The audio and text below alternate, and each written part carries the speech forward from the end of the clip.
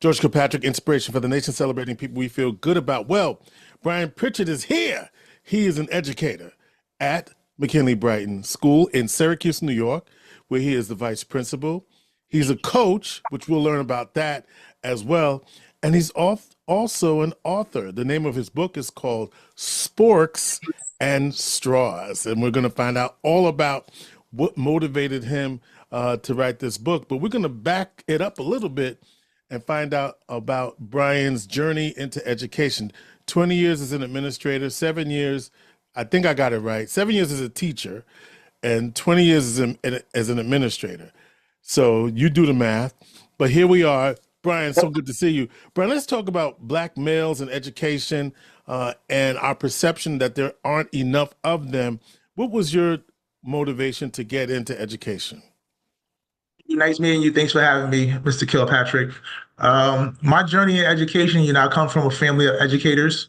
In sixth grade, I had my first Black male educator in elementary school. And as many of us know, you don't see a lot of Black male educators in elementary. And he was my inspiration. No pun intended. Well, give him a shout out. What was his name? Mr. Hopkins, sixth grade teacher, and I just looked up to him. And when I was in fifth grade, thinking about who I wanted to have in sixth grade, I always used to look at him and just walk by his classroom when I would go to the bathroom or, just any interaction I would be able to have with him. I looked up to him. I idolized him. And at that point, I knew what I wanted to be at an early age. In sixth grade, I wanted to be a teacher. And he also was a track coach. And that was my inspiration to become a basketball coach. I grew up playing basketball, and I wanted to be just like him. And what's so ironic about the story is my first year teaching, 1997, I had a chance to teach in the same building that I went to school in. And sure enough, guess who my classroom is next door to? Mr. Hopkins. Well, across the hall, Mr. Hopkins. Yeah, so it was a surreal moment for me at that time, being so young, but not understanding like that's a legacy, that's a conversation that cannot be fabricated. Like it was so real for me, and that's been my inspiration, in education as a Black male. You're at McKinley Brighton School, which is a kindergarten through eighth grade school. It's pre-K through 5. Pre-K through 5, or pre-K through 5. So you Correct. really have an opportunity to be Mr. Hopkins to your students, and not as a teacher per se, but as a visible presence in the building. How do you feel about that? Yeah, so when I decided to come to Syracuse, I have experience on all 3 levels as a teacher and administrator. But elementary, for some reason, is near and dear to my heart at this stage of my life. And I wanted to go on the elementary level because there is a different type of effect you can have with our kids at that level. And I've been in I started as a kindergarten teacher. I started in kindergarten. Mm-hmm. So I know what that looks like. I know what it feels like. And I know how I felt when I saw a Black male, as a teacher. Like we thought, teachers were superstars. We would see them, and that's how I looked at teachers, like it's a superstar. So I wanted to try and have that same effect here. And so how long have you been in the Syracuse area? This is my second year. Last year I was up here doing some work, some freelance work, but this is my first year specifically at McKinley Brighton. And so you grew up where, and where did you go to school? I grew up in Mount Vernon, New York. Very similar to Syracuse, and that was another reason that it felt good up here because I come from a town very similar to this, and everybody knows everybody. School system, sports, it just felt right. There's only one difference, though. There's a big difference. The snow. Well, that's one. And you're bordering the largest city in the country, right? I mean, Mount Vernon is right next to the Bronx. So right. How much of that is an influence on the small town, if at all? That's a great question. So coming from like a small town, but like next to like the big city of Manhattan, we had a different competitive edge Like we wanted to be better than the city, even though we were smaller. We wanted to be better. So for us, like growing up in Mount Vernon, like I don't care if you're from Manhattan or Brooklyn. Like I'm from Mount Vernon. Like that's our vibe. Like either you get with us or it's whatever. So I felt that here. Like Syracuse got their own vibe. Like I'm from Syracuse, like families, close knit, community based. People went to school here. They work in the school system. Like it's a different type of ownership. Like when you're from here, and I come from an environment just like this, so it felt good. And so you coach basketball, and what was that like for you? Well, if you know anything about Mount Vernon basketball, it's one of the best programs in the country. I've been fortunate to coach a lot of players who played collegiately and went on to the NBA. And a lot of times, like coaching in Mount Vernon, like man, like you come across so many great kids that are able to use basketball to propel themselves in life. And not everybody's going to the NBA. Not everybody's going to play on Channel 2, CBS, or ESPN. But how can you use a sport? How can you use a skill to take you to a career? And I've been fortunate in Mount Vernon to work with a lot of great kids and families that have done that. So now And you have to name drop. Who did you coach that's in the NBA? I didn't want to name I know drop. you did, but listen, this is what we do here. Come on. Yeah, so Ben Gordon, number 3 pick in the draft, 2004, Chicago Bulls, UConn national champion. Isaiah Cousins played with Buddy Hield at Oklahoma. They went to the Final Four 2015 or 16. Hmm. He was drafted by the Sacramento Kings. Kevin Jones, 2008, graduated Mount Vernon High School, played with the Cleveland Cavaliers. Um, West Virginia University.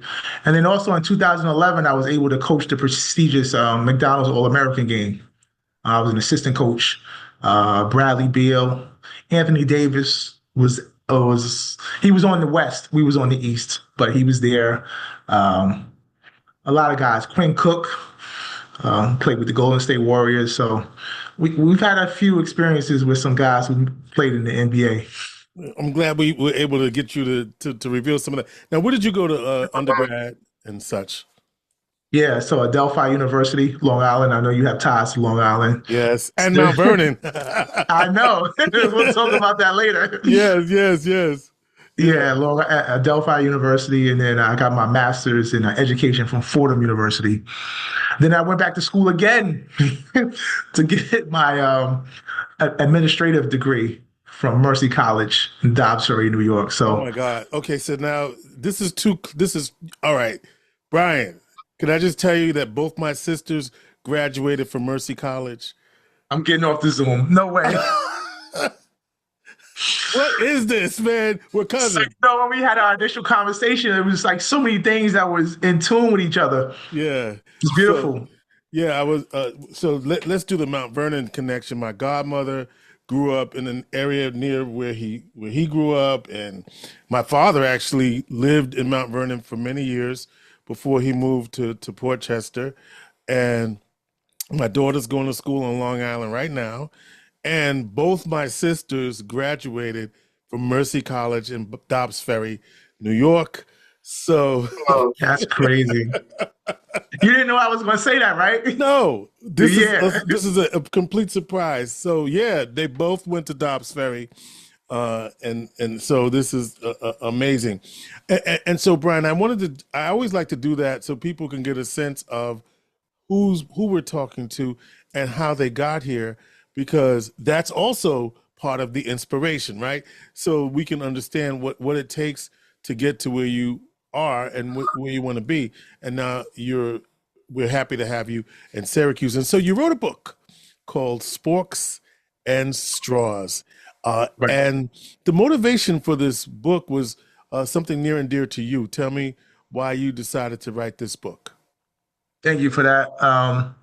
I grew up eating healthy. My mom never used to let us eat fast food, and she always used to pack our lunches. Wasn't really a big thing back then, right? Um, Fast forward to my years as an administrator doing countless hours of cafeteria duty. A young man I knew, he had a similar eating lifestyle like I did, but on another level. Like he was eating sushi and all kinds of stuff that I had never seen before. Well, not seen, but like I had never seen kids eating that before. Mhm. And for some reason or another, like he always would be bullied and teased, and nobody would sit with him at a very young age in the cafeteria, and he took it bothered him. I could tell, and I wanted to talk about that in a story because so many kids, want to eat healthy, they want to do the right thing, but they're afraid. The peer pressure, just having pizza and hamburgers and hot dogs, that's real when you're in the cafeteria. Sometimes when you eat healthy and you have an alternative lifestyle, eating lifestyle, and it smells different. So if you're not used to that smell or used to how it looks, you're going to get teased. And this story is a snapshot of that while he was in the cafeteria over the course of the school year. Yeah, and you chose a pretty good way to tell that story. So you talk about it's really a story about inclusivity, right? Because he's got to find a space, and it's actually the kids are not welcoming, right? And we do find that his mom is a vegan, his dad only eats fish, right? So you got all of these different others or things that are different for some kids, and it's kind of find a place. It's kind of hard to find how you fit in, and kids can be cruel, and you wanted to capture that, Did. And on top of that, he was biracial. right? So not only did he eat differently, but he looked different. So, those two things combined, you're thinking about you're in third or fourth grade. That's tough to navigate. And kids need to feel that level of inclusivity because if they don't, it's just they're just on their own island. And that's what I saw with him. He would be on his own island every day in the cafeteria until he met another friend that ate like him. And it kind of snowballed into a friendship. What is the message you want people to have upon reading this book? Yeah, just the idea of eating healthy, accepting everyone, particularly kids. Um, Another thing is that bullying is not just physical. Mm. Okay, bullying can be emotional, right? So he was emotionally bullied because of his diet. Um, and the idea that being different is okay. We're all different. We eat different. We look different, and we're all one. And that's something that needs to be pronounced loudly amongst all platforms for kids. It's one thing to be thinking about this, Brian. It's another thing to decide to actually put those thoughts in a book. So take me through that process. Yeah, so I had this idea. So actually, this is a series of books that I have. I Mhm. have a couple of books coming. You kind of knew that already. So I have a series of books around healthy eating and just the decisions that kids and parents make about that. But this is something that's been on my heart probably since like COVID. I start putting the ideas together for this, and then it just gradually came together. The easy part, honestly, was writing the story. The hard part was the illustrations, Hmm. finding Yeah. the right illustrator Hmm. How did you and do putting. that? What was that process? Pfeiffer's my best friend. So for those who don't know, Fiverr, Fiverr, I believe, two R's or Yeah, one R? yeah, it's two R's. Two R's, right? It's a website where you find people who can do different a freelance kind of thing. Yeah. Basically, I'm making a long story short. So if you're looking for people, that's a place to look. And so Fiverr was your best friend. Great place, safe, organic. I was able to shop my story to a couple of illustrators and see, where they were going to go with it. I found one from Bangladesh, and we were able to work just like how we're on Zoom. We would have weekly sessions and go through each page, page by page. So each week was a page. So the story, the words, and we're looking at the illustration. That's one week. The next page, the I'm gonna read. words. One week, right? It wasn't a rushed process. How do you trust somebody with your story? Because I would be concerned about that. How did you navigate the proprietary nature of the words? Because if you're shopping it, people are getting a chance to see it. How did you navigate and protect your intellectual property? So as a writer, you have a poor man's copyright of once it's written, it's yours. You can further protect that by sending an email to yourself as a poor man's copyright, and you can actually officially get it copywritten, which I did. Hmm. So I had covered all three of those bases before I even put it out. Yeah. So I felt as if I did all three of those and you still stole it. I'll probably see you in court somewhere. Well, true that. As a matter of fact, you were thinking about those processes. I know as my dad was waiting copyright, one of the things that he did in the book, the series of things that he wrote, he would send it to himself unopened. That's another Yes. poor Yeah. man's, right? Unopened, sealed with the original contents of it. So that's another thing that you can do as you're waiting for you can send it to the U.S. Copy and Patent and Copyright Office. I, I, I'll tell everybody a secret. You can do that same thing through an email and Oh, blind. Yeah, that's what I did. I did it through an email and blind copy maybe another email that you have or to a family member so that uh-huh. they have it and so that they know what you're doing. Yeah. And I'm laughing at that. You know why? Because there was no such thing as email when he did Right. it. So you would just mail it to yourself and don't open Right, it. right, right, right. I shouldn't say there was no such thing, but that technology, this is way back in the day, was not accessible to him, so he had to do it that way. Yeah, yeah. Yeah. But email, great. So you could just do that. Perfect. Like your manuscript is what you're saying. You email it to yourself and do a blind copy, and so I emailed it to myself, send a blind copy to a family member, as well as going through the channels of the Library of Congress, Washington, D.C., the copyrights. so was all of that done before you started to look for your illustrator, or was it was kind of simultaneously? At the same time. Yeah, Because as a creator, like once you get hot, you got to strike. yeah, So yeah. the ball is rolling. I got the story written. I'm going back and forth with an illustrator. Um, I know I have to protect myself. So it's like you're doing all three things at the same time.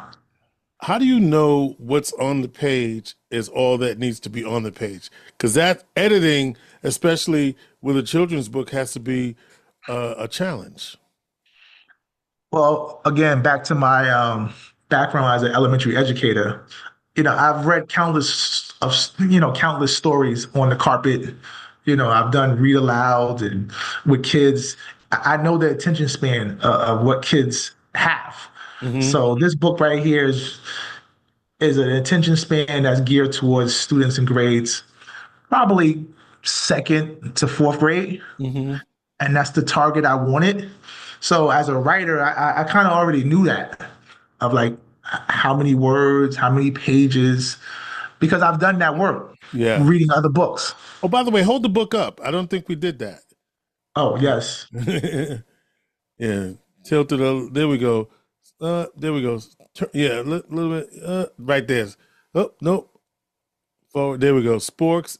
Right there. Oh, Sporks and Straws. Right there. Beautiful, beautiful, beautiful. Yeah. And no, I read it. I thought it was a lot like you said, you described a lot of the things, and it is a story about inclusivity and belonging, but also it's healthy eating for you. So um you have children? I have a son. Yeah. And is he a healthy eater, or is it working for you? So he is, and he has certain food allergies Ah, that I've been aware of since day one. And he also has a wheat allergy that was spoken about in the book as well. So those are common things where sometimes you'll see certain kids, they can't eat pizza, because they're allergic to wheat. right, right. Gluten free, right? Gluten Yeah, free. gluten-free pizza. Have you ever tasted gluten-free pizza? It don't ha- Cardboard, cardboard. it don't hit the same. No, essentially cardboard. But Yeah. have you found a good one anywhere? I haven't, and I know Trader Joe. My son's mother, Trader Joe's. They have a few, but me personally, I haven't really gotten accustomed to it. Yeah, it's I hard. haven't. There's a place here in town that I don't want to give the name because they're not an advertiser. After the show, I'll let you know. But they make it fresh, supposedly. Gluten free. Yes. Oh Yeah. wow. Yeah. Here in town. So Something like that would be good. So, like, just this conversation we're having, like, think about how many other kids and families would love to have that conversation because their children have that issue. what's the thing? What is it called when you have the wheat allergy? It's called something. Well, I mean, it's just gluten free. Gluten. Yeah, I thought there was some kind of name for it.